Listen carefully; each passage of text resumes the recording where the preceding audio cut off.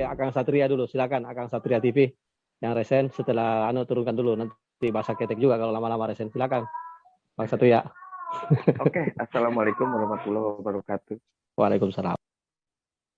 Saya mau mencoba bertanya ke kedua narasumber ya. Iya, silakan. Kristen sama Islam ya. Mungkin keduanya meyakini ya bahwa Yesus sama Nabi Isa itu akan turun di akhir zaman ke dunia ya. Iya. Nah, yang saya pertanyakan ke Kristen, Yesus turun ke dunia itu apa pekerjaannya dan sertakan dalilnya. Begitu juga dengan ke Islam, Nabi Isa turun ke dunia, apa pekerjaannya dan sertakan dalil atau ayatnya. Terima kasih, gitu aja Bang Alwi. Singkat padat aja. Oh ya, terima kasih Kang Satria, bagus sekali pertanyaannya. Nanti ini sebelum masuk kita ke tema lanjutan yang diajukan tadi Pak Ginting, itu kita akan lakukan. Mudah-mudahan sepakat nanti. Kita jawab dulu nih pertanyaan satu dari Pak Kang Satria ini menarik ini, langsung ke dua belah pihak. Ke pihak Kristen dulu, karena yang Muslim bertanya. Silakan pihak Kristen siapa yang mewakili menjawab ini? Pak Martin kah, Pak Ginting kah, atau Dargombes atau Pak Gaul-Gaul ini ada juga Pak Gaul-Gaul. Silakan Pak Martin kayaknya, karena beliau ini pendeta. Pertanyaannya kan meyakini Yesus akan turun yang kedua kali nanti. Lalu apa tugasnya itu?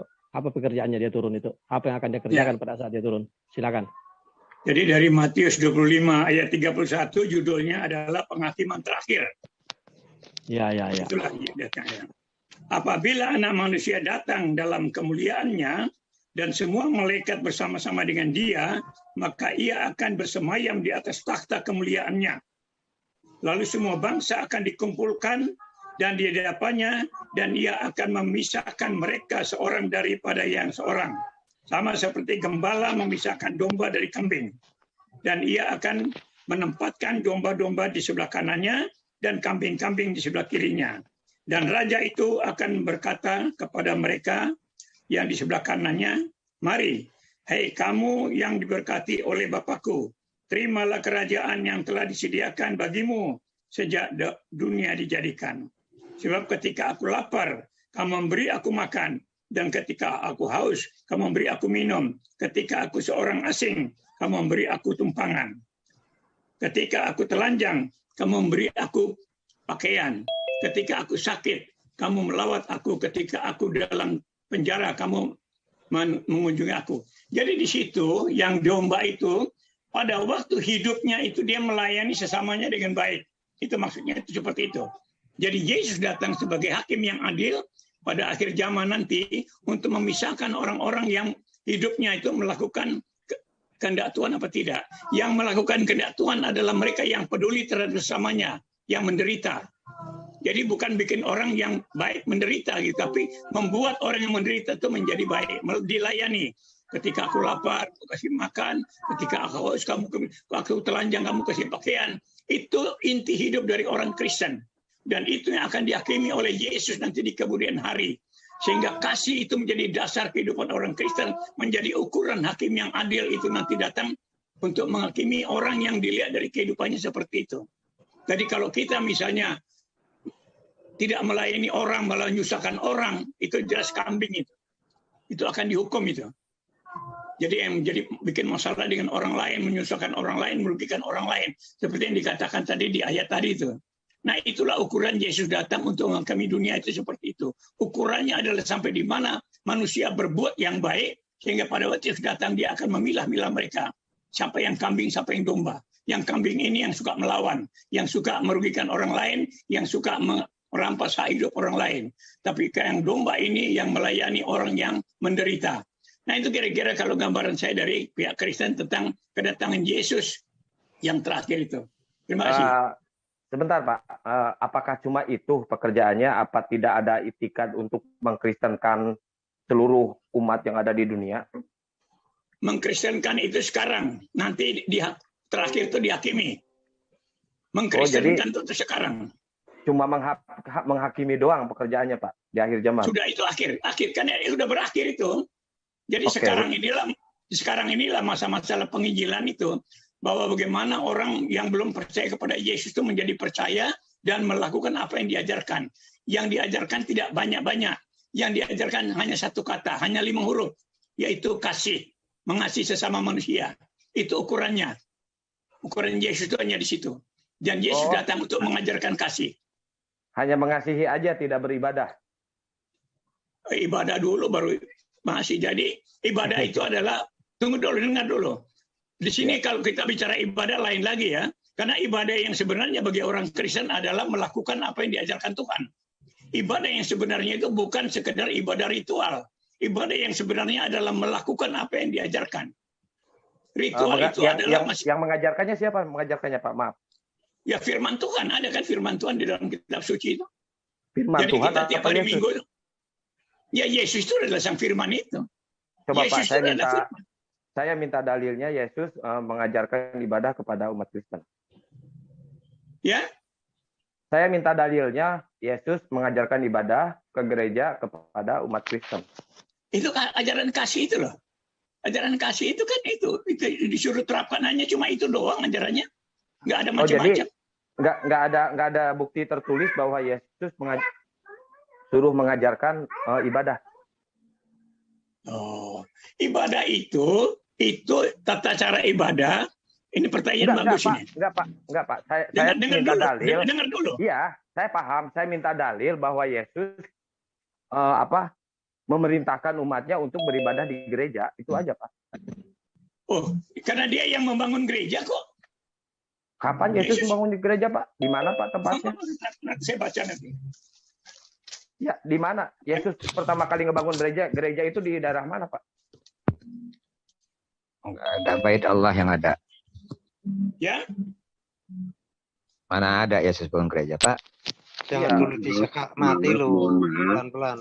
Pengertian gereja di sini bukan berarti gedungnya, Pak ya. Biar satu-satu dulu. Kita tunggu Pak Martin dulu. Untuk kalian tahu, karena selama ini kalian tuh tidak ngerti ajaran Kristen. Ya, nggak apa. Di sini. Setelah Yesus tiba di Kaisaria Filipi, ia bertanya kepada murid-muridnya, kata orang, siapakah anak manusia itu? Jawab mereka, ada yang mengatakan Yohanes Pembaptis, ada juga yang mengatakan Elia, dan ada pula yang mengatakan Yeremia, atau salah seorang daripada nabi. Lalu Yesus bertanya kepada mereka, tetapi apa katamu, siapakah aku ini? Maka jawab Simon Petrus, engkau adalah Mesias, anak Allah yang dihidup. Ya. Kata Yesus kepadanya, berbahagialah engkau Simon bin Yunus, sebab bukan manusia yang menyatakan itu kepadamu, melainkan Bapakku yang di sorga. Dan aku pun berkata kepadamu, engkau adalah Petrus, dan di atas batu karang ini, aku akan mendirikan jemaatku. Ya, dengar ya. Dan di atas batu karang ini, aku akan mendirikan jemaatku, dan alam maut tidak akan menguasainya. Alam maut tidak akan menguasainya. Kepadamu akan kuberikan kunci kerajaan sorga pada gereja ya. Apa yang kau ikat di dunia akan terikat di sorga, dan apa yang kau lepaskan di dunia akan terlepas di sorga. Itu bukan ke gereja, Pak. Ayat itu bukan untuk gereja, Pak. Coba baca baik-baik, Pak. Tafsirkan baik-baik. Kalau mendirikan jemaat itu apa? Kalau mendirikan jemaat itu apa? Apa Jemaat hubungannya jemaat sama gereja, Pak? Dengar dulu, dengar saya ngomong. Anda jangan potong. Kalau Anda potong, Anda tersesat. Anda tidak tahu ajaran kita. Saya nggak apa-apa, Pak. Ya, tersesat juga. Saya udah punya iman. Tersesat dalam memahami Kristen, gitu loh. Makanya dengar saya jelaskan dulu. Di atas batu karang ini, di atas nama apa? Mesias anak Allah inilah didirikan jemaat itu. Dan alam maut tidak menguasainya. Itu mendirikan jemaat itu adalah gereja. Jemaat itu adalah orang-orang Kristen itu namanya gereja itu. Banyak orang salah mengerti bahwa gereja itu adalah apa gedungnya. Itu salah. Yang dimaksud gereja adalah bukan gedung. Tetapi orang-orangnya itu adalah gereja. Makanya dibilang jemaatku. Jemaatku itu adalah gereja. Itu. Jadi supaya kita ngerti namanya. Coba Bapak arti jemaat itu apa, Pak? Dalam bahasa Indonesia. Iya, dalam bahasa Indonesia. Makanya saya bingung ini mengartikannya nih. Makanya jangan jemaat bingung. Sama gedung. Makanya jangan bingung. Dengar saja penjelasan saya. Anda tidak menerima, tidak soal. Tapi dengar penjelasan saya. Jemaat itu adalah gereja. Kalau cuma mendengar ini ya bukan diskusi lah namanya. Ya Anda menghargai pendapat saya dong. Kalau Anda maksudnya itu khotbah, Om. Berarti Om Martin itu khotbah kalau begitu, kalau kami tidak boleh menanggapi. Oke, terima kasih, Bukan, Bang. nanti kalau Apa, saya sudah jelaskan baru Anda tolak kan begitu kan. Ini kan Oke. dialog namanya. Ini Ya, giliran ya, ya, saya ya. ngomong, saya tahu Anda tolak itu semua. Oke, Dan itu oke, saya oke. percaya, Oke. saya Bang pun Martin. menolak kalian. Saya Oke. pun nolak, saya nggak percaya. Itu sudah kan dari mulai saya sudah katakan itu. Makanya kita dengarkan keyakinan saya sebagai orang Kristen. Nanti saya dengarkan keyakinan Anda sebagai orang Islam. Begitu loh. Iya. Jadi apa namanya itu penjelasannya dari Pak Martin mengenai Iya. apa tugas Yesus turun kedua kalinya ya, hanya untuk apa tadi kesimpulannya menghakimi, tidak ada Ya. tugas lain, hanya untuk menghakimi ya. Pak Martin, dari ayat Bible yang tadi Bapak baca itu, pada saat Yesus turun yang kedua itu, dia bukan sebagai Tuhan loh Pak, sebagai Raja itu. Sebagai hakim. Iya kan, dia yang diberi kuasa, dia diberi kuasa untuk menghakimi. Iya, berarti bukan sebagai Tuhan ya Pak? Dia itu adalah sang firman itu sendiri yang melaksanakan rencana penyelamatan. Jadi dia. Iya, maksud saya di ayat Bible itu tidak ada satu kata yang menyatakan bahwa Yesus pada kedatangan kedua itu bukan sebagai Tuhan gitu Pak. Kan di situ dikatakan sebagai anak manusia kan. Kalau anak manusia datang kan gitu mulainya ayat itu kan bilang begitu. Iya. Bukan Tuhan. Anak manusia. Bukan. Iya, betul. Artinya anak manusia ya, yang dipercayakan untuk menghakimi. Iya. Ngerti ya? Turunnya itu di mana Pak? Saya belum selesai. Turunnya itu di mana Pak? Itu nanti tidak dijelaskan di situ, tidak dijelaskan. Saya tidak mau ngarang-ngarang juga itu. Dijelaskan sekalian Pak. Kalian aja Pak jelasin Pak, biar kita ini. Iya, biar saya tahu kan, saya pengen tahu nih, makanya saya bertanya. Saya pengen tahu Pak, saya bukan apa mau mendebat, tapi saya pengen tahu Pak. Ya kan dengar aja tadi kan dikatakan tadi sudah Anda kan dengar. Iya, turunnya itu di mana Pak kalau boleh tahu? Bisa disebut juga sebagai Sion, kota Allah, itu bisa juga disebut begitu. Tapi di sini tidak dijelaskan itu. Oh, berarti katanya belum lengkap, apa belum dilengkapi Pak? Kalau Anda mau tanya begitu, nanti saya tanya Anda juga, Anda akan repot tuh. Saya menjelaskan berdasarkan keyakinan saya. Anda menjelaskan tentang keyakinan Anda. Kalau penjelasan saya Anda tidak, tunggu dulu, jangan potong. Kalau saya ngomong jangan dipotong, nanti Anda jelaskan nanti. Apapun yang saya jelaskan, siap. Dengar. Ya kan ini saya lagi dengar, Pak. Iya. Jangan panjang-panjang jelasinnya, Pak. Oke, silakan Pak Martin. Mohon dimengerti. Itu saya jelaskan keyakinan saya. Ya, ini kan keyakinan saya. Ini keyakinan saya. Yang saya tahu Anda tidak bisa percaya. Nah, sekarang giliran Anda menjelaskan tentang Isa datang itu seperti apa? Apa seperti yang saya jelaskan? Silakan. Buktinya apa? Saya itu bertanya ke Muslim itu Pak. Saya 2 pertanyaan itu. Ke Muslim sama ke Kristen. Ke Muslim nanti itu. Ya, makanya sekarang giliran orang Muslim menjelaskan. Orang Muslim menjelaskan. Sabar. Bang Luki atau Bang Firman silahkan tolong dijelaskan sesuai versinya, versi Islam. Barangkali ini salah satu, coba silakan biar valid. Ya kalau begitu tolong diturunkan resinya dulu Bang Camat. Saya pikir Bang Camat yang menjelaskan. Silakan. Siapa yang mau mewakili Islam untuk menjelaskan? Share aja. Silakan, itu di surat Asap ayat 6 tuh. Baik. Sedikit mungkin nanti Kang Firman lengkapi Kang Firman ya. sedikit saya. Iya, nanti Bang Firman yang melengkapi. Silakan. Untuk penanya ya, narasi yang di Islam bangun adalah pertama Isa adalah wali Allah atau Rasulullah atau dia Nabi Allah.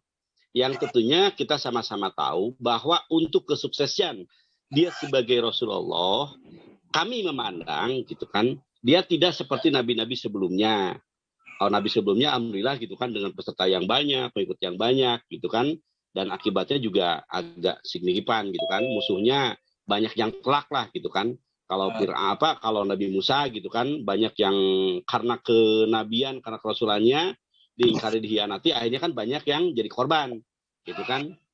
Gitu. Nah, untuk cerita Isa alaihissalam yang oleh mereka teman-teman di Kristen sebagai Yesus itu kita katakan tidak gagal ya, tapi mungkin tidak sesukses apa-apa nabi-nabi sebelumnya. Itu mungkin narasi yang Islam bangun. Maka Islam juga membangun cerita bahwa dia itu diangkat oleh Allah kan gitu. Diangkat oleh Allah untuk suatu saat dikembalikan. Gitu. Nah, tugas yang dikembalikan sesuai dengan tertera di live chat tadi Kang Alwi mengechat, saya bacakan. Izin saya bacakan ya. Kang Alwi. Ya, silakan. Rasulullah bersabda, tidak akan terjadi kiamat sehingga turun kepada kalian kalian Ibnu Maryam. Sebagai Aisyah Ibnu Maryam maksudnya, sebagai hakim yang adil, ia mematahkan salib, ia membunuh babi, menghentikan hijjah, bukan menghentikan jizya ini, ya, menganjurkan jizya, menghentikan pajak betul, dan melimpahkan harta sehingga tidak ada seorang pun yang mau menerima pemberian harta. Hadis riwayat Bukhari 2296. Jadi narasi yang Islam bangun ini adalah satu bahwa dia katakanlah gagal atau ya tidak sesukses orang-orang terdahulunya, maka dia akan datang lagi untuk menyukseskan. Kami yang sedang hari ini sedang berusaha menyadarkan teman Kristen kan otomatis tidak semuanya menerima kan. Ada di antara mereka yang kekeh dengan keyakinannya bahwa nabi dia bukanlah nabi, dia tetap dinobatkan sebagai Tuhan kan gitu. Maka dia yang benar-benar yang dinobatkan oleh mereka dia akan turun. Nah, turunnya ini seperti hadis tadi dikatakan dia akan turun bersama Imam Mahdi, dia turun bersama Imam Mahdi gitu kan, dan hampir bersamaan di sana penjelasannya. Hadisnya ada jelas, dan bahkan ketika dia turun diapit oleh dua malaikat, ini kelebihan yang kami akui sekali lagi Pak Martin, ini kami akui. Dia turun ya dengan diapit oleh dua malaikat, ya kan? Terus dia waktu mau menjelang subuh, akhirnya dia waktu subuh dimintakan oleh Imam Mahdi untuk sholat di depan, memimpin, dia nggak mau. Dia mengatakan bahwa dia adalah kelak akan menjadi pengikut Nabi Muhammad gitu. Yang noise tolong, yang noise. Iya, yang noise kencang banget ke sini. Terasumsi tadi, terasumsi. Ayatnya di mana itu? Ayatnya di mana itu? Nanti, yang dijelaskan Pak Angon itu di mana itu?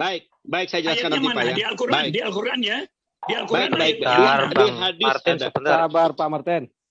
Ini saya kasih gamblang dulu Pak ya, biar nanti Bapak nggak salah paham lagi. Jadi gamblangnya dulu nanti untuk hadis nanti teman-teman mempersiapkan semuanya. Ya, jadi nanti turun, Nabi Isa diapit oleh dua malaikat dan dan wajahnya yang begitu ceria dan dengan basah, rambutnya basah, dijelaskan di sana. Ketika diminta untuk sholat dia nggak mau karena dia paham bahwa dia harus, dan tugas dia tadi mematahkan salib, membunuh babi, dan dia melarang untuk mengambil pajak. Itu diantaranya. Nah ini bukan di Al-Quran ya, bukan dari Al-Quran ya. Di hadis Pak, di ayat Al-Quran ayat surat. Hadis. Sebentar. Bukan Al-Quran ya. Aja. Sebentar. Sabar Pak Martin. Di Al-Quran surat Al-Imran ayat 45. Al-Imran ayat 45 ada. Wahai Maryam, sungguhnya Allah menyampaikan kabar gembira. Sebentar, Al-Imran dulu ya. Saya baca Al-Imran dulu, berarti ada ajuruk ada juga. Silakan. Ya. Wahai Maryam, sesungguhnya Allah menyampaikan kabar gembira kepadamu tentang sebuah kalimat firman dari Tuhan, yaitu datangnya seorang putra namanya Isa Al-Masih, putra Maryam, seorang terkemuka di dunia dan di akhirat.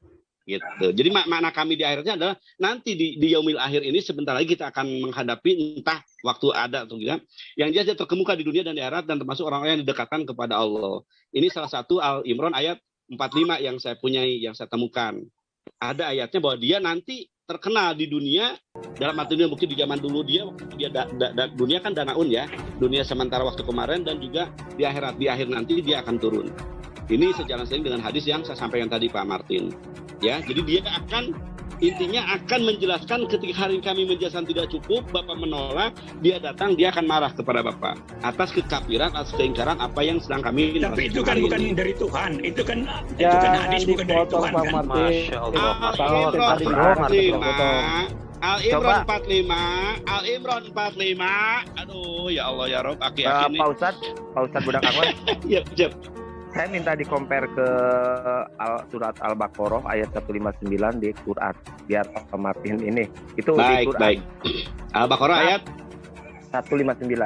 159. Izin Pak Martin ya, 159. Ini teman kami melengkapi apa yang tugas kami menyampaikan kepada Bapak. Kalau Bapak minta Al-Qurannya. 159.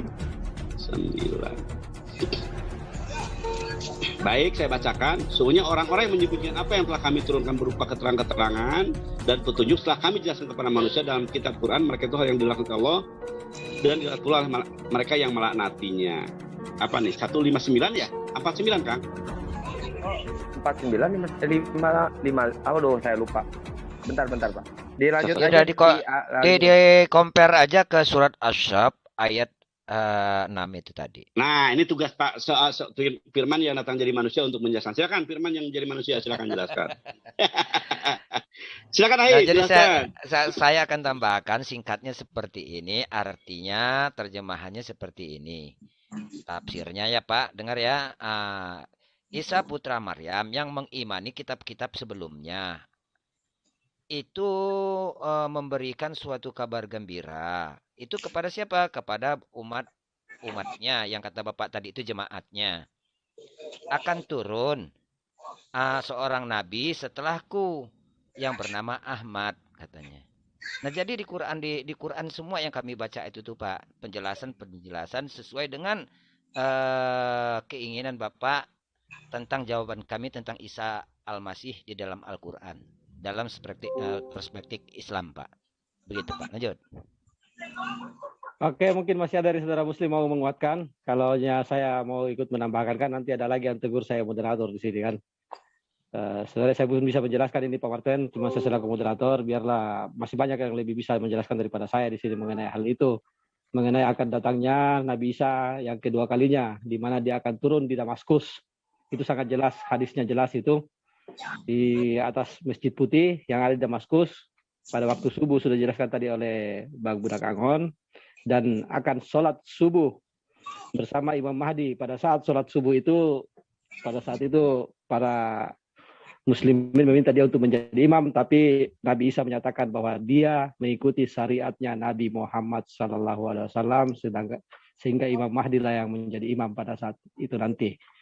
Oke, kita lanjut ya. Sebenarnya panjang. Nah, bisa-bisa Pak Martin bersahadat kalau dia ikuti eskatologi Islam hari ini, malam ini panjang sebenarnya.